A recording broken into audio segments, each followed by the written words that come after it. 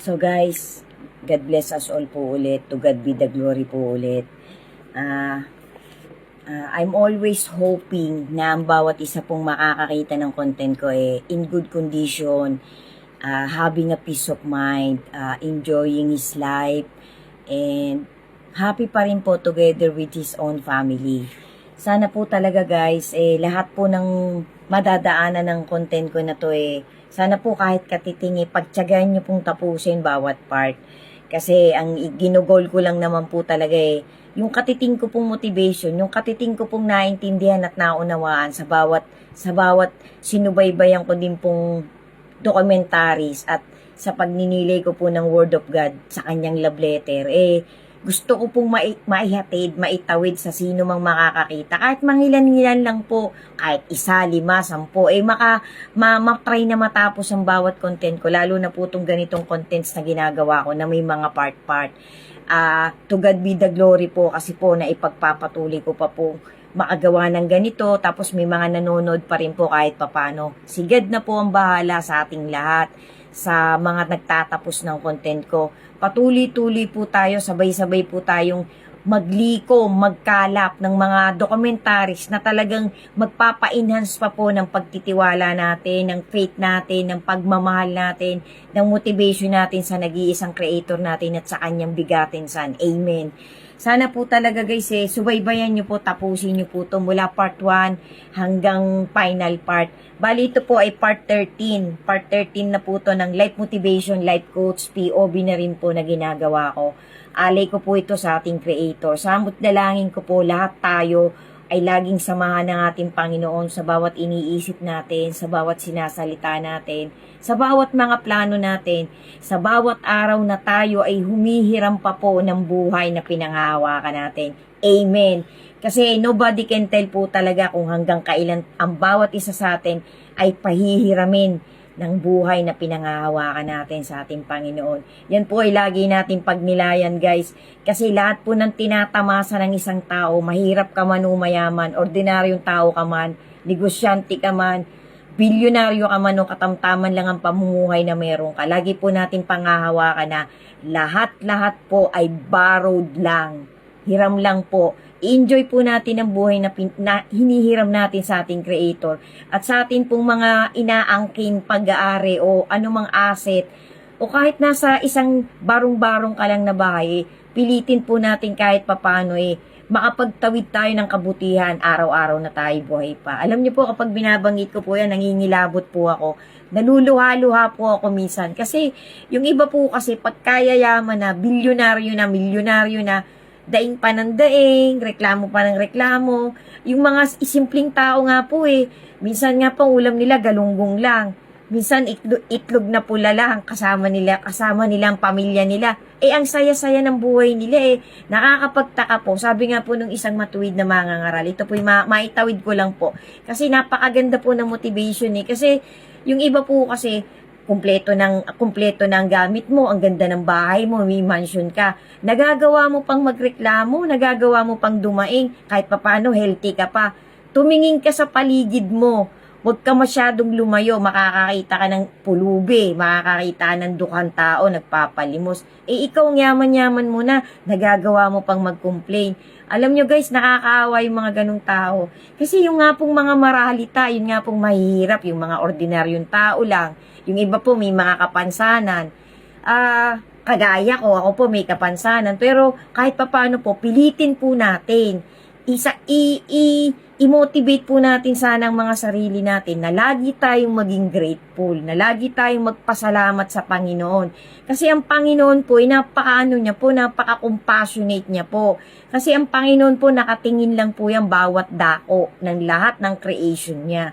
Kung sino man po yung mga nagtatawid ng mga apostasy dyan, kung sino man po yung nagliligaw pa dyan, sana po hipuin kayo lahat ng ating Panginoon. Sana po ma-realize din po ninyo na ang ginagawa nyong pagtatawid ng maling motivation sa kapwa nyo ay aanihin din po nating lahat. Kasi bawat isa po sa atin ay affected sa bawat isa, sa bawat ginagawa ng bawat isa. Kung nasa ang teritoryo ka man. Kasi sabi nga po, no man is an island. kung anong ginagawa ng isang bansa, lahat po ng mga karatig bansa niya o tatawid pa sa kabilang kontinente ay maaapektuhan. Kagaya po ng mga lumalabas na balita ngayon, yung iba pong mayayamang bansa, globally na po to, hindi po to yung mga Asian lang o ano lang. Lahat na po ng dako ng bansa sa buong mundo. Yung iba po, naghahangad pa sila ng mga gera-gera. Ano po bang magagawa nyo kung biglang may gawin na talagang creator natin? Kasi mismo nga pong mga scientists, nagsusumigaw po sila years back ago pa, na talagang ang climate change po natin, ang global warming po, ay pa-worse ng pa-worse. Yan po ay dilat na katotohanan. Dapat po tayong lahat, kahit papano, yung magagawa nating kaliit-liit ang magagawa nating kabutihan, gawin na po natin ang gawin. Instead na nagrereklamo tayo, nagsisiraan ng bawat isa, tapos yung iba po nagtatawid pa ng mali. Ako po, para po sa akin kaliitan, mas gusto ko na pong magsumigaw ako dito sa platform ko, sa ginawa kong account, na kahit papano maitawid ko po sa sino mang makakapanood na talagang meron pong isang araw na lahat ng ginawa ng bawat isang human being ay ipagsusulit niya. Lahat po tayo ay haharap sa judgment, the ultimate judgment day ng ating creator. Dadating po yun sa ayaw at sa gusto natin, guys. Ito po ay facts, hindi po ito parang threaten or anuman. Ako po, lahat po ng itinatawid ko, in as much as possible, ay may pinagbabasihan po. May dokumentary po akong napanood. Pwede po nating i-research sa banal na love letter ng ating creator. Dalas-dalasan na po natin ang pagbubuklat niyan, guys. Kasi yan po talaga ay facts, yan po ay totoo. Kumpleto po ang salita ng Panginoon. Meron nga po akong napanood na isang dokumentary na napakarami daw pong itinatagong lihim. Ayaw ko na lang pong banggitin. Yan po ay nasa iba-ibang platform, kumakalat po yan. Meron po ngayong naglalabas talagang legit po na talagang napakarami pong itinagong history ng humanity. Ano po bang magagawa nila? Lahat po talaga ng may takip ay mabubuksan. Lahat po ng lihim ay malalaman. Wala pong po pwedeng mananatiling sikreto. Sabi nga po anumang baho ay sisingaw. Yung pong may takip, matatanggal ang takip. Yung pong nakatago, malalantad. Yan po ay facts kasi yan po ay nasa salita din ng ating creator. Kaya sino ka para magtago ng lihim? Kasi dadating po talaga ang isang pangyayari dito sa mundong ito na ang Panginoon na po talaga ang maghahari.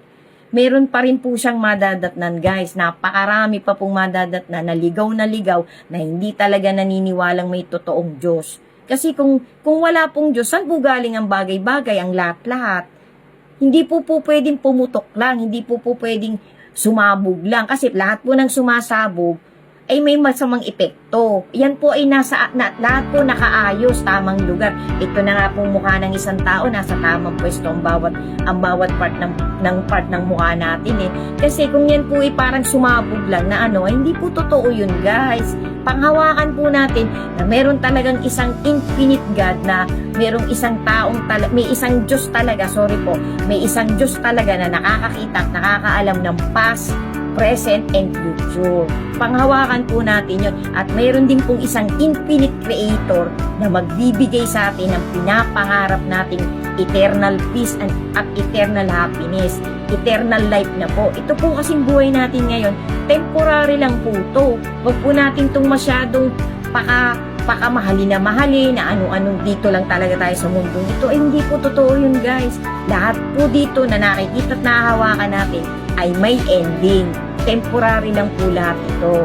Thank you so much po talaga sa inyong lahat na nakakakita ng content ko na to. Life coach motivation po ito. Tungkol po ito sa beatitudes. Thank you so much po sa inyo. Si God na po ang bahala sa bawat isa sa atin. Samot dalangin ko po na sana po bawat part ay umpisahan niyo po hanggang final part. Kasi ang motivation ko po ay gusto ko po talagang makapagtawid ng maliit na booster para mas mahalin pa po natin, mas pagkatiwalaan pa po natin ang Word of God, ang salita ng ating Panginoon. Kasi yan po ay salvation natin. Yan po ang magliligtas sa atin kapag po talaga lagi natin pinagninilayan ang salita ng ating Creator. Sundan nyo pa po, bali part 13 po ito. Maraming salamat po. Ingat po tayo palagi and always have steadfast faith to our Creator. Thank you so much po sa inyong lahat na magtatapos ng content ko na to. Amen. And God bless us all po. To God be the glory po.